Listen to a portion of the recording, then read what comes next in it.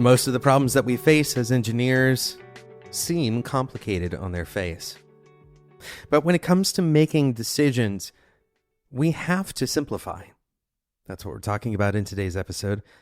My name is Jonathan Cottrell. You're listening to Developer T, and my goal on this show is to help driven developers like you find clarity, perspective, and purpose in their careers. Think about the last big problem that you solved. How did you solve it?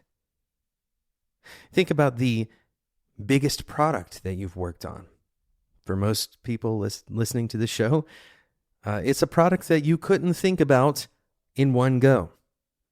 In order to explain everything that's happening in the code, it might take you hours or even days to even remember it all.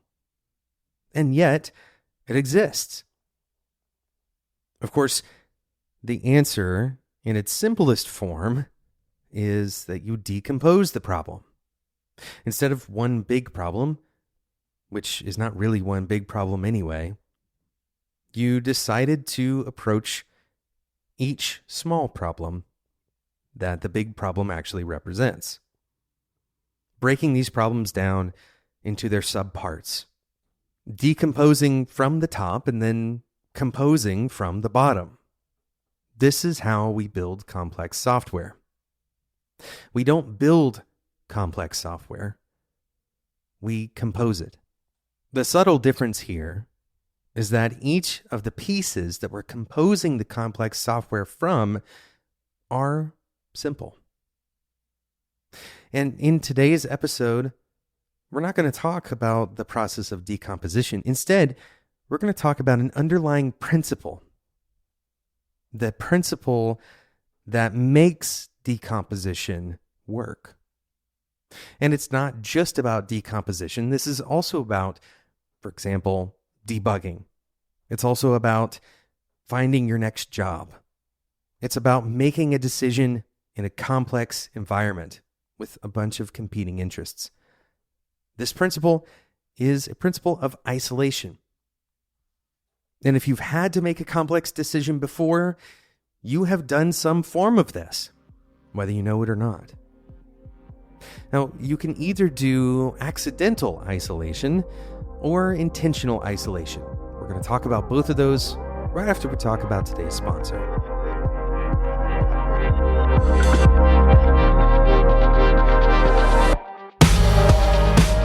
Today's episode is brought to you by Square. There are millions of sellers across the globe using Square today to run every aspect of their business, and many of them are looking for customized solutions that are deeply connected and easy to use. They don't have developers on their team, and that's where you come in. You can grow your business by extending or integrating with Square using free APIs and SDKs to build tools for those millions of sellers. Learn more by going to developert.com/square. That's developert.com/square. Thanks again to Square for supporting Developer T.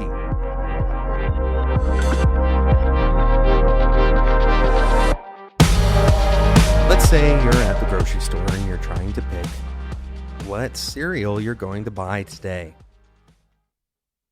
You look at the top line and you see brands that you recognize, things that might have some nostalgic value to you.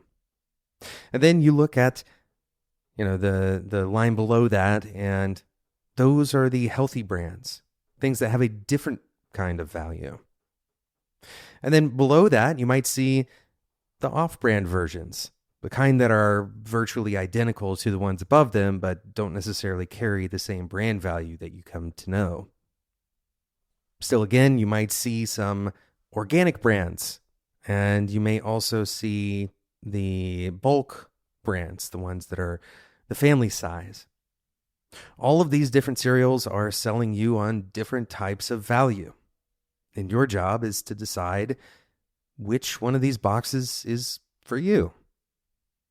If you're like most people, you're going to try to optimize for as many of these things as you can. Of course, you may have both hard rules, like you won't spend more than X number of dollars per box, and then you may have soft rules, like you want to avoid too much sugar. Using these rules, you create a subset of the superset. In other words, a handful of cereal boxes that you're actually considering, that you've ruled out the rest, and then you make the decision. At this point, you may have run out of rules to use. You may be going off of intuition or memory. Maybe you usually buy this cereal and you know that someone in your house likes it. These are not rules necessarily. They might be taste profiles. Ultimately, you end up choosing a box of cereal. And this isn't quite the explicit process that most people flow through. Many times people use much more heuristic processes.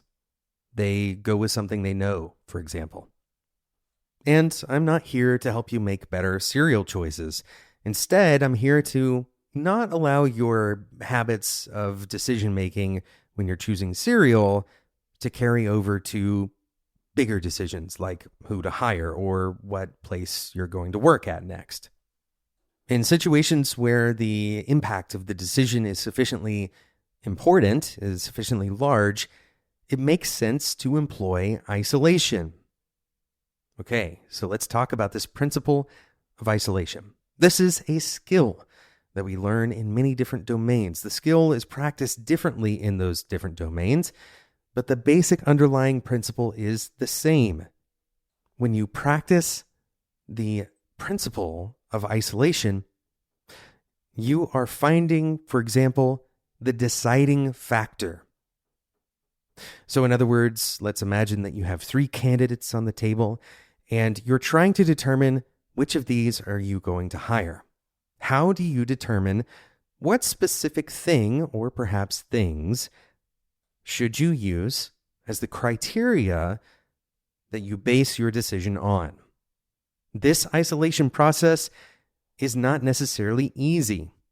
There's not one way to do it. You can't just ask, what are the specific criteria that I'm going to use? Sometimes you may have some intuitive answer, but usually this requires more advanced thinking and discovery and technique. For example, you might perform a thought experiment. In the example of having 3 different candidates, imagine that all of the candidates had the same qualifications, and then use one of those qualifications as a modifier.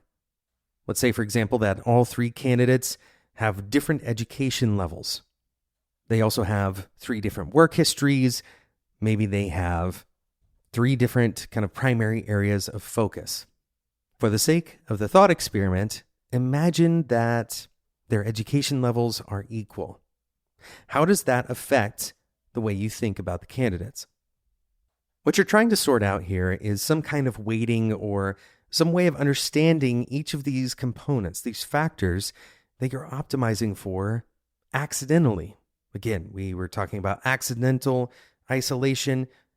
Sometimes we accidentally isolate by overweighting things that we don't really want to overweight. Let's say, for example, that you're conflicted about which person that you want to hire. Well, a thought experiment may eliminate factors that you didn't realize were playing as big of a role in your decision as they were. For example, let's say that you have those 3 candidates. One of those candidates was a referral from another person in the company. You may really want to hire one of the candidates who was not a referral, but you feel conflicted because of the fact that the other one was a referral, right? So you have these 2 candidates. You've already ruled out the third one. What happens if you imagine that the candidate was not a referral? What you can quickly recognize is just how much you are weighing the referral as a factor in your decision making. When you can isolate these factors, right? Going back to our principle in this episode is isolation. When you can isolate the factors, then you can measure them better. Now, talking about a totally different application of isolation, we can think about our software engineering process and each of the tasks that we're going to accomplish in a given iteration. We can use isolation in those environments as well. The skill of isolation is, for example, one of the most important things when determining priority order. If you had to do only one thing, if you had to isolate one delivery that would come next, what would it be? This skill transfers in so many domains, and it's necessary to learn the different tools and the different processes that you can use to improve your ability to isolate. Sometimes those tools are very mechanical. You can do them literally using code, or you can use something like a basic learning algorithm. Even things like Excel might be able to help you. Other tools may be a little bit softer, like thought experiments that we discussed in this episode. Ultimately, the idea in all of these situations is the same. Find the most atomic and most essential parts of the puzzle that you're trying to solve. Thanks so much for listening to today's episode of Developer Tea. Thank you again to Square for sponsoring today's episode. Head over to developertea.com/square to get started building for millions of sellers around the world today. Thanks so much for listening to today's episode. If you enjoyed this episode, I'm going to ask you to do two things today. One, if you've never left a review for Developer Tea, we absolutely rely on those reviews to help this show spread to more engineers. So either leave a review or share the show directly with somebody that you know that you think will enjoy it. That's a direct way to give back to what we're doing with Developer Tea. The second thing I'm going to ask you to do is to join the Developer Tea Discord community. You can head over to developertea.com/discord, and we have discussions like this one all the time. It's totally free. There's nothing to lose on that one. You might gain some good networking with other like-minded engineers like you, other engineering managers. Go and check it out. It's totally free. developertea.com/discord. Thanks so much for listening, and until next time, enjoy your tea.